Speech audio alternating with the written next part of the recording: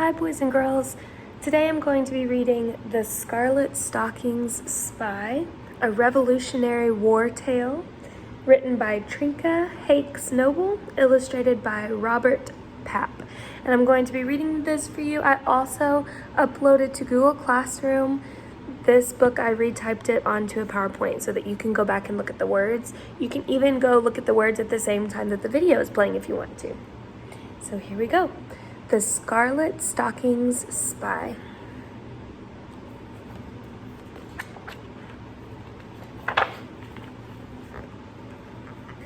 In the fall of 1777, Philadelphia sat twitching like a nervous mouse. The British were going to attack, but no one knew where or when. Congress had fled inland to York. The Liberty Bell was secreted to Allentown. Folks thought the year resembled a hangman's gallows and took it as a bad sign.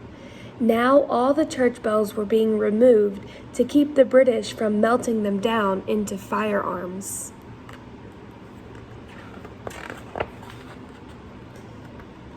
Uncertainty settled over the city like soot. Suspicion stalked through the cobblestone streets like hungry alley cats. Rumors multiplied like horseflies. Spies were everywhere. Some spied for the British, loyal to the king. Others spied for the Patriots, loyal to Washington's army, now camped west of the city. Still other spies were loyal to lining their pockets. But one little spy moved through the streets unnoticed, even though she wore scarlet stockings. Her name was Mattie Rose, and she lived with her mother and brother in the Leather Apron district next to the harbor, where the city's tradesfolk lived and worked in narrow brick row houses.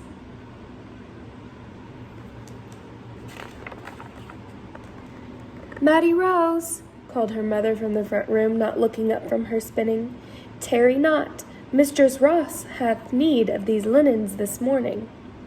Dusty eastern light filtered through the panes of thick glass in their tiny row house on Apple Tree Alley, where the click-clack click of the flax wheel never stopped from early dawn till candlelight. "Yes, mother," answered Mattie Rose, hurrying to poke up the fire. Each morning before she went to sew seams for Mistress Ross on Arch Street, Mattie Rose lowered the tea kettle over the hearth, then crushed the dry raspberry leaves to brew Liberty tea. Since the tea rebellion in Boston, drinking imported English tea was considered disloyal. This morning her mother looked tired, so Mattie Rose added a drop of precious honey. Carefully she carried the only china teacup they owned to her mother, a treasured gift from her father. "Here, mother dear, this will refresh you." Mattie Rose's mother stopped spinning and gently held her daughter's chin. "You have his strong jaw," she sighed, her eyes glistening softly. Mattie Rose knew her mother was remembering her father, who had fallen at the Battle of Princeton last winter and lay with the others beneath the soil of New Jersey. Many men had gone to the war. Even her brother Jonathan, who was only 15, had joined Washington's army to wear the blue coat.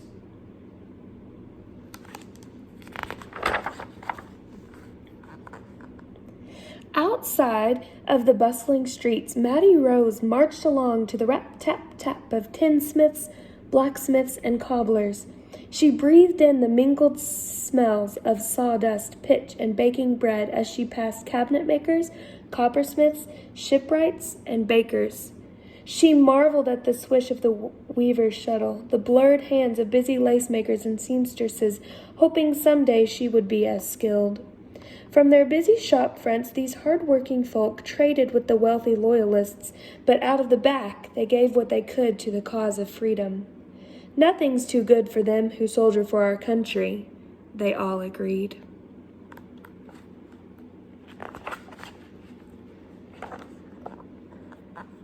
Mattie Rose agreed too, for she was a patriot rebel from head to toe in her homespun petticoats, her linsey-woolsey dress and muslin apron, her hand-me-down shoes and woven straw hat.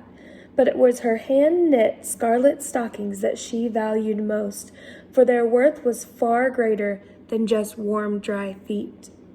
Whenever Mattie Rose strutted by the fire, The fine young ladies of Philadelphia, in their creamy white stockings and dainty slippers, she'd flounce her skirts and jut out her proud, strong chin. Such poppycock, she'd cluck to herself. No fancy silks, satins, and brocades imported from London for her. To wear such finery showed loyalty to the king.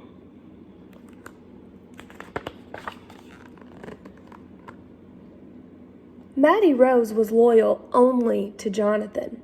No one suspected her of anything, of course, not this hard-working little seamstress who helped the poor mother by earning 3 pence. Why, she even hung the wash-out every week like clockwork. But that's where Mattie Rose fooled them, for it was her small clothesline hanging from her third-floor window that held a secret code.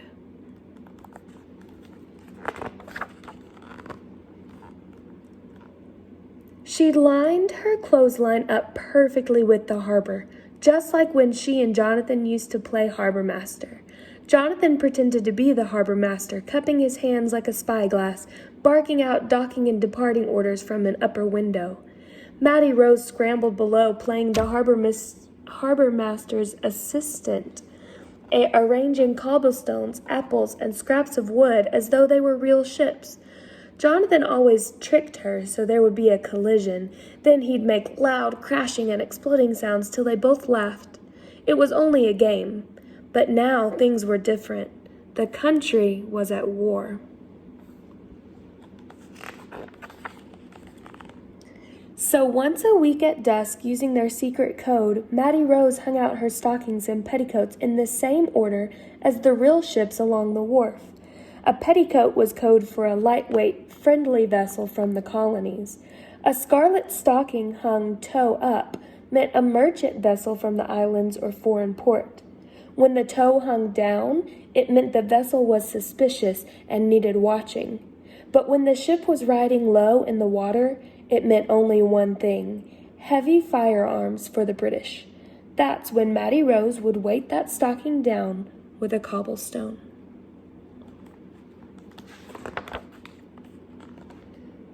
Jonathan would sneak into the city after dark wearing a disguise, because if a spy were caught, he could be hanged. He'd read her clothesline, then steal away through the darkened city to the countryside, relaying the information back to Washington's headquarters, so the Patriots were aware of who might be gun runners and smugglers for the British. One time, Jonathan disguised himself as a crippled beggar with a cane, limping badly. Mattie Rose became worried, but then he flipped into a perfect handstand, balancing on the cane like an acrobat. Oh, how she laughed and clapped. Once he saluted her like a puffed-up rooster, then did an about-face, tripped on purpose, and fell flat as a flapjack, sending her into gales of laughter. The last time he dressed as a woman, then hiked up his skirts and danced a wild jig in his long johns. "Oh, Jonathan, you silly goat," Mattie Rose giggled from behind her window, then pulled her clothesline and slept with a smile on her face.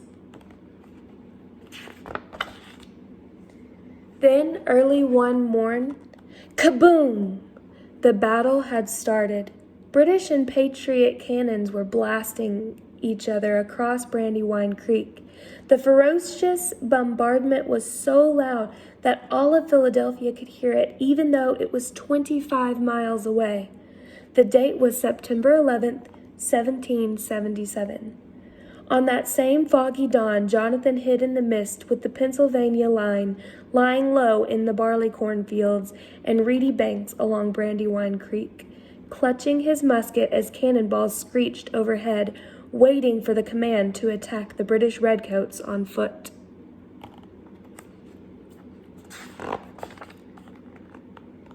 "Cannons!" Mattie Rose cried out as she tore downstairs. "Mother, do you not hear it?" "Aye, child," she answered calmly, trying to spin as usual. "Be brave now. Let's get to thy work." Mattie Rose tried not to think what those thundering cannons meant. She began pounding raspberry leaves as hard as she could, but the harder she pounded, the louder the cannons roared. Kaboom! Boom! She yanked the tea kettle from the crane and spun around with the teacup in her hand. Just then, kaboom! Boom! Kaboom! Mattie Rose jumped and the precious teacup flew from her hand and smashed into 100 bits and pieces. The blazing cannons kept up their deadly attack back and forth across Brandywine Creek till midday. Then came the command to charge, and the air became thick with the crack of muskets, the hiss of lead balls, and the acrid stench of gunpowder smoke.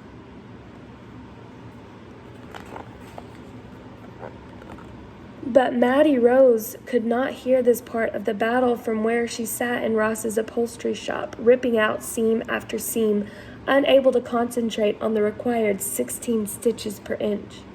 "Mattie Rose, those seams can wait," said Mistress Ross kindly. She was a mild-mannered Quaker woman whose husband had fallen too. "The Tidewaters just docked from the Carolinas. Run down to the harbor and fetch my order of cotton, batting, and bindings." "Yes, ma'am," answered Mattie Rose eagerly. She needed to survey the harbor, for Jonathan would come soon after dark. Mattie Rose's sharp eyes swept over the many ships crowded along the wharf. She memorized their positions and which would be petticoats, which would be stockings with toes up or toes down, but on this day she was startled to see that many stockings would need cobblestone weights. Quickly she fetched Mistress Ross's order, but before she left something made her look across the Delaware toward New Jersey, and her heart nearly stopped. For there, in the middle of the river, hiding among the many moored ships, sat a British man-of-war. "Jonathan must know this," she gasped. Mattie Rose raced back and set to work. It was the heaviest clothesline she'd ever hung.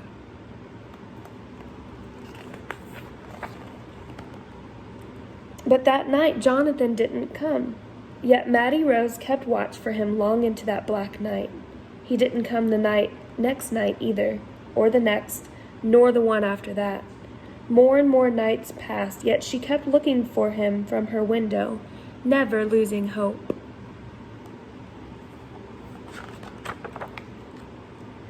Then, one night, a shadowy figure stood in Jonathan's place. She snuffed out her candle and peeked over the darkened sill. Who was he? Could it be Jonathan? But when he saw her window go dark, he turned to leave.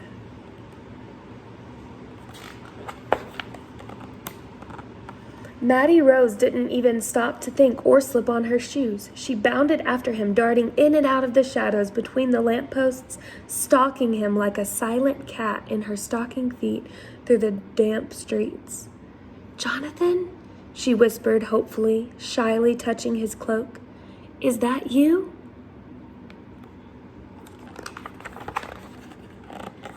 The stranger turned and smiled. "I'm Seth," he answered, "and by the looks of your feet you must be little Miss Scarlet Stockings, Jonathan's sister." "You know him? You know my brother?" She choked. Her face flushed hot and her throat tightened as she waited for Seth's answer. But Seth was silent. Damp night air drifted in from the Delaware River, brushed against Mattie Rose's burning cheeks, and seeped into Seth's eyes as he stared hard into the darkness. Then solemnly he bowed his head and spoke in a low voice. "I'm proud to say I did, miss." Slowly, Seth handed her a bundle. With trembling hands she reached out, and for a few moments they held the bundle together. Then Seth spoke softly. "I know your clothesline code, miss," he said. "I've come to take Jonathan's place." Mattie Rose nodded slowly as tears spilled from her eyes. She tried to hold up her chin as her father would have, but it drooped as her bottom lip began to quiver. "Will not fail, miss," Seth vowed. "I promise you that." Then he was gone.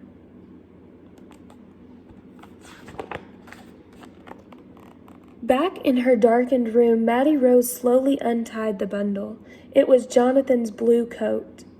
Tenderly, she let her small fingers explore the blue wool serge until she found it, a stiff, dried blood stain.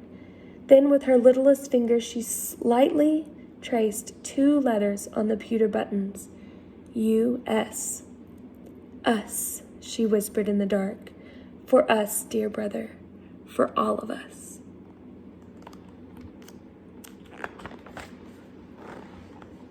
That night, and for many nights to follow, Mattie Rose sat in her tiny room lit by a single candle, threaded her needle and sewed.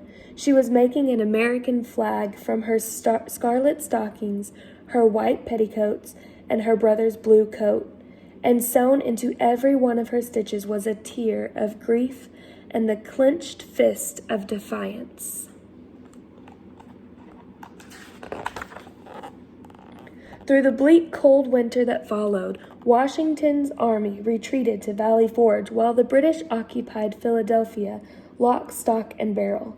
At night, the redcoat invaders celebrated with military balls and fancy cotillions, and during the day they patrolled the streets, eyes forward, never noticing a young girl's unmentionables hanging overhead on a small clothesline from a third-floor window.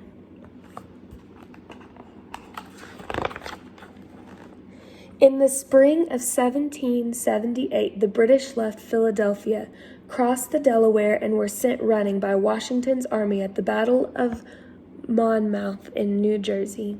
The patriots of Philadelphia celebrated, flying flags everywhere.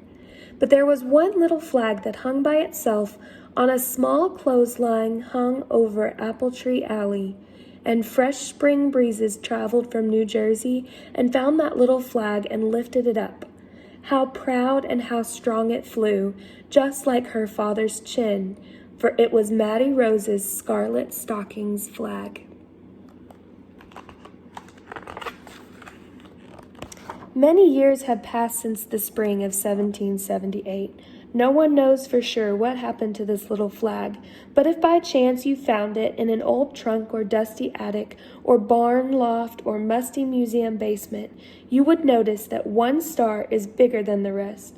It sits in a place of honor at the top of an arch of 13 stars in a field of blue, the Keystone Star for Pennsylvania. And if you looked under that star, you would find a musket ball hole. The end. That was The Scarlet Stockings Spy.